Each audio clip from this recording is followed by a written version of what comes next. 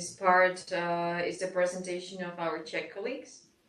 But we'll start with the statutory rules. And the speaker who will brief us about this topic is Cédric from the ENAP, French Prison Training Academy. So Cédric, the floor is yours.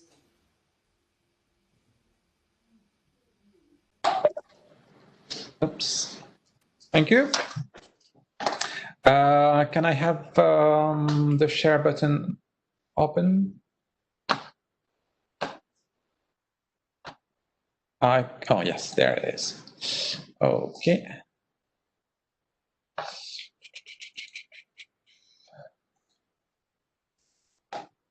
Oh.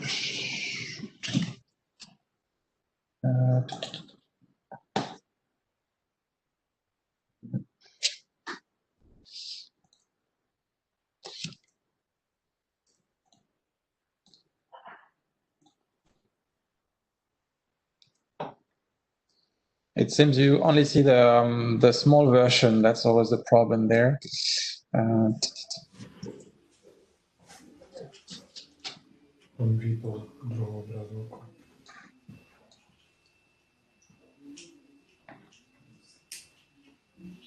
trying to check if it's fine.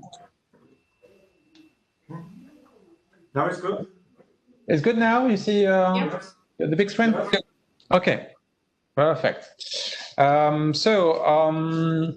Let's first have a look at the network and a brief history to see why we are talking about a revision of the statutes. It was initiated, as you most of you know, in 2008, but formally founded in 2010 when the protocol was signed in Spain. And at the time we had 10 founding members. But now we are more than 30 members and member institutions because at times there are different institutions within one country. So that adds up to more than 30 members. I might be corrected by Peter if the number is correct. By this time, including this one, we've had 10 themed annual conferences, and it ranges from leadership, reoffending, radicalization, violence, disabled and aging inmates, female inmates, security, e-learning, management, dynamic security, motivation, and now we are talking about crisis management and COVID management. Two other particular events in the life of the network are the two European projects. We've already talked about them. One that started in 2018 and one that is going to start next year. So at present, currently, what are the existing statutes? So as I said, in 2010, we had a protocol of engagement. It's dealt with the target audience, who are the members, basically. What are the objectives, the philosophy of the network, the fields of methodology, of cooperation, and what to expect of the members, what are their commitments. And it was complemented by a technical file which detailed the conditions of membership and the responsibilities for members and how the bodies of the network are organized. So why would we need new ones then? Well, basically, during the life of the network and the different annual conferences, we have experienced issues mainly on finding a president every year. And I would say, for example, in 2017, 2018, it was quite difficult to validate, well, not to validate, but to have someone to come forward. And so the main obstacle, obviously, was funding, of course. And it takes some time and money to organize these events. And basically, we only have an annual conference. So we need to make the network lively, sustainable, meaningful for not only the representatives and the directors of the institute of the network of the of the members, sorry, but also to the trainers, to the staff, and to make it useful and sustainable. So the main key issue of the revision that we are suggesting is the sustainability of the network. The projects, the European projects help, but they are temporary, and we are going to come back on that, but they are in place for the next conferences, but we have to think longer than that and past when the projects will end. Also, the new statutes would aim to clarify the organization. We've had lengthy debates, numerous debates every year on what should change, and the issue is that the representatives from the members were changing from one year to the other, and so the debate would feed on itself. And commitments were taken that were not respected, but also with Europress, for example. So we have to clarify the organization. And lastly, we need to reaffirm the values of the network. We are in accordance with the Council of Europe's recommendations and values, and the expectations and the commitments of the members need to align themselves with the values and the recommendations of the Council of Europe. So how did we work? So right now I'm doing a presentation not on behalf of the of our academy, of the French Academy, but on behalf of the steering committee. And I welcome their input if they want to clarify or correct me at the end of the presentation. So basically, the opportunity is given by the project. We are meeting very regularly, almost every month last year, and either in person or via video conference. And so the mandate of the steering committee aligned itself with the members, the partners of the current European project. So basically, the ones who are comprising the European projects are the members of the steering committee, and that was validated beforehand. So as Emma and Lizanne have talked about, you can see the members within HC, Europress, Slovakia, Ireland, Romania, Sweden, France, and they comprise the steering committee. And we've worked, as I said, on video meetings, and the work we have done derives from the feedback from the debates I was talking about, and also we had to see what obstacles we were facing for the network to thrive.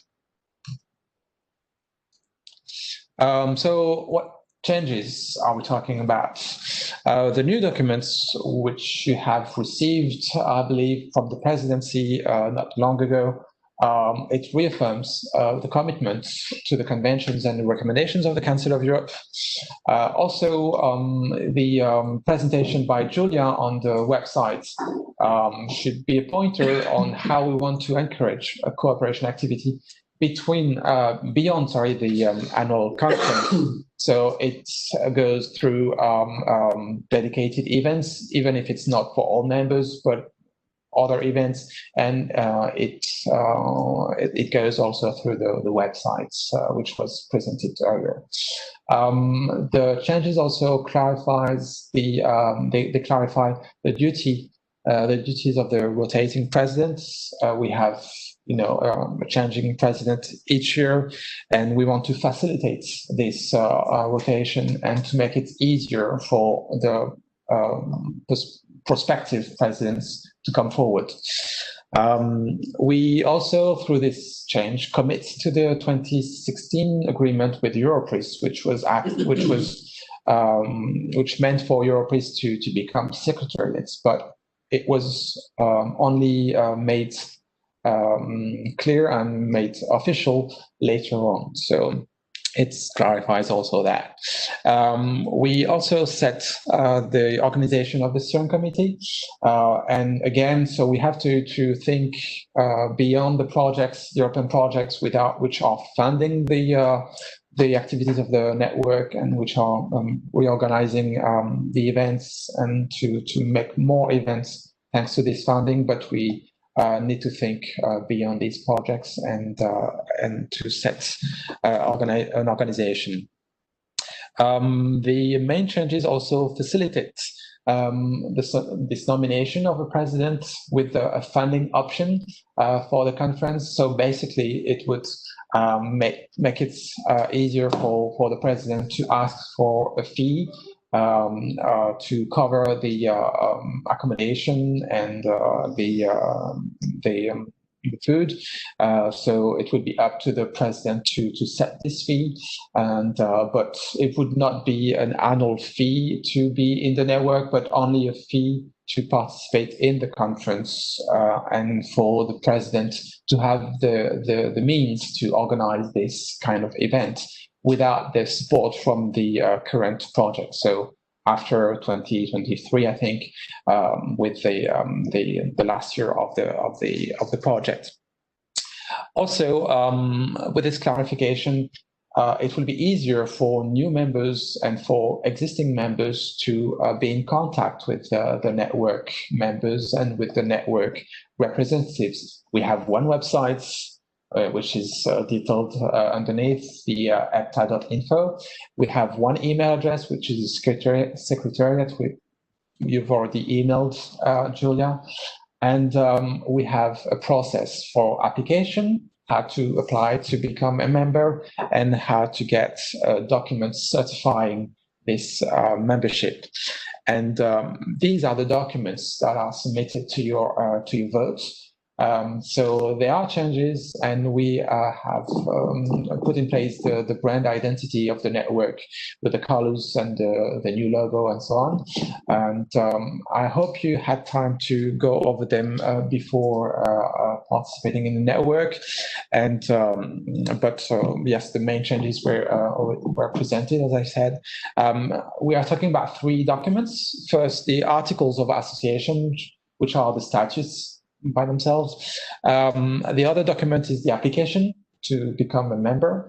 And the last one is a certificate of membership. It's the document that is going to be signed by the president in place at the time of the membership, and that is given also to the new members. Although this year it will be a bit different, so we'll have to figure out how we are going to hand out these documents, but I will leave that to Peter. And now we have time to vote.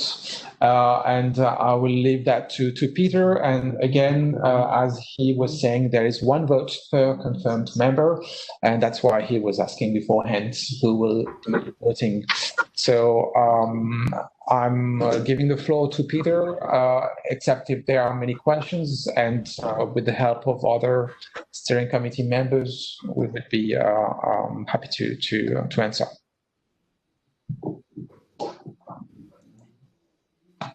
Thank you, Cédric. Thanks for your presentation. Yes, and before we undergo the voting procedure, let me remind the thing that I wrote via email. Please make sure that only 1 person from each institution is going to vote. And yes, thanks to all of you who responded to my email and indicated the person who is going to vote. And I hope that everything will run smoothly, and we will not need to somehow analyze who voted and how many people and how many members from each institution. So let me check if we are ready.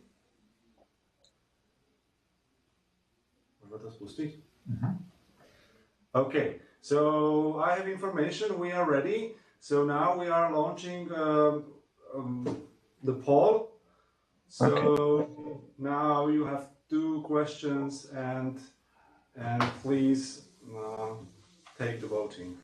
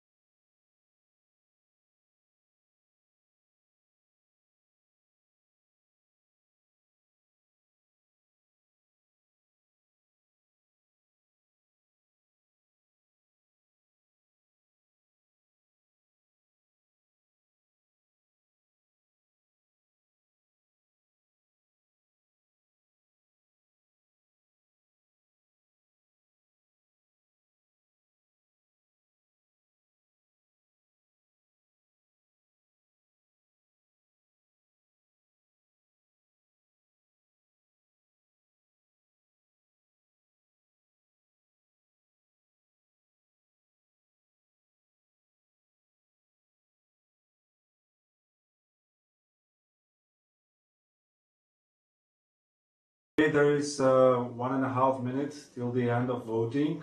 So still, for those who has not voted or hesitate, there is room for another minute.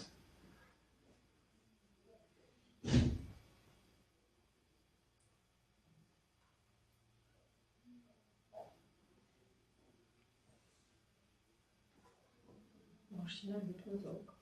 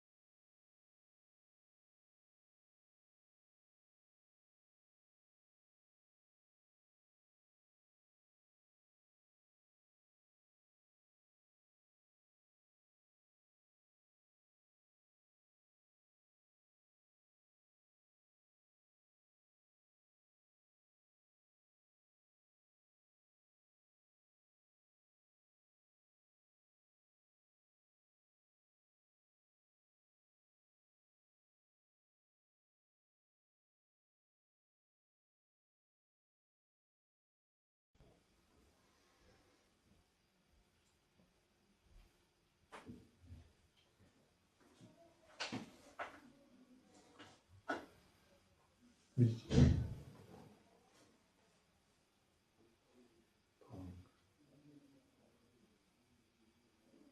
som to mal vidieť.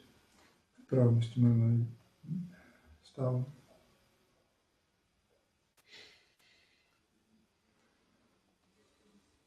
Zatiaľ nie.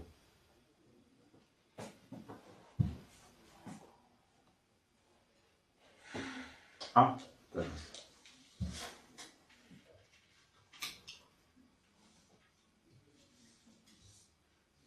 Okay.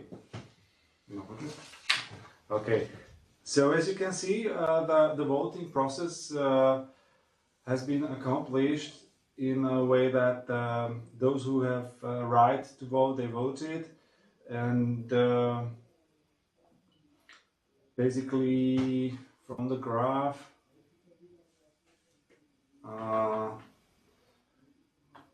let me check. I see 22 who voted and who agreed with the updated statutory rules. So I think that we can say that the new statutory rules have been approved.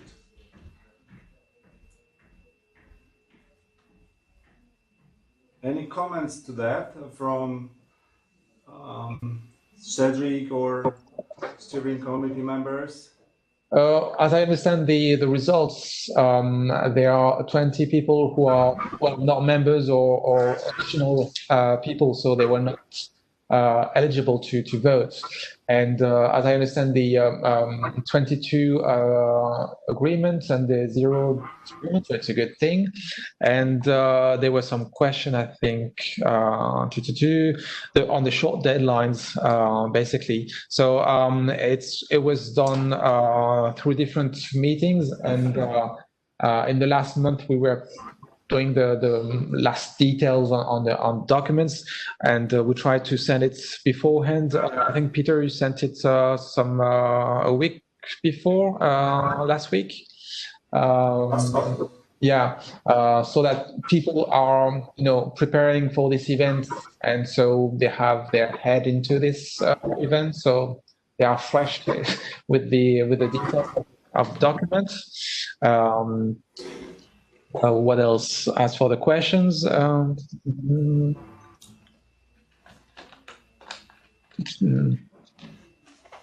for the invitation of the conference, well, there was also the technical aspects, which was difficult to organize, and so we had to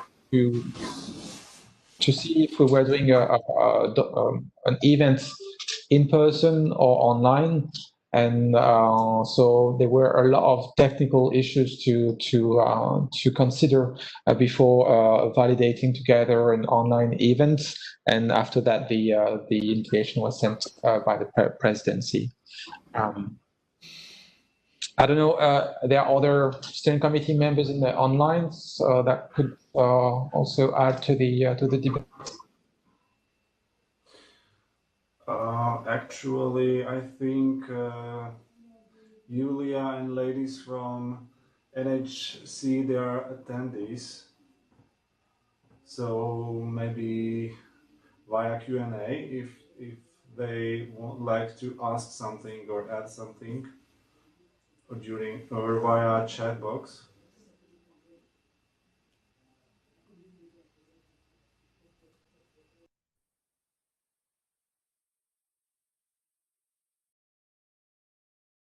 There is no question or no remark from other steering committee members.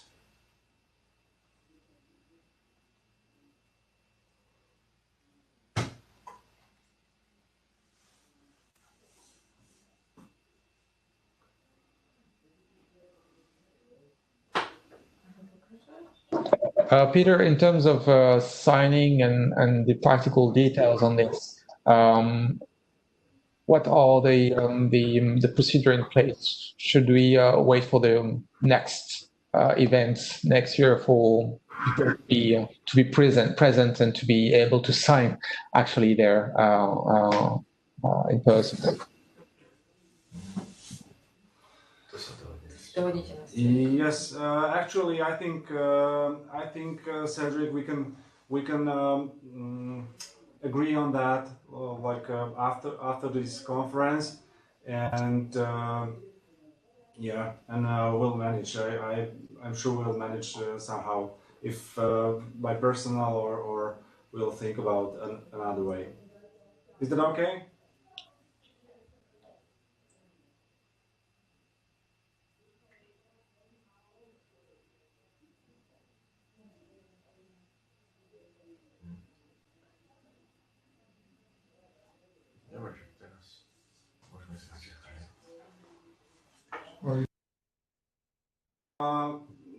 Message from Emma from Netherlands Helsinki Committee that she's happy that the new statutory rules has been accepted and approved. So I think we can move on and give the floor and have another presentation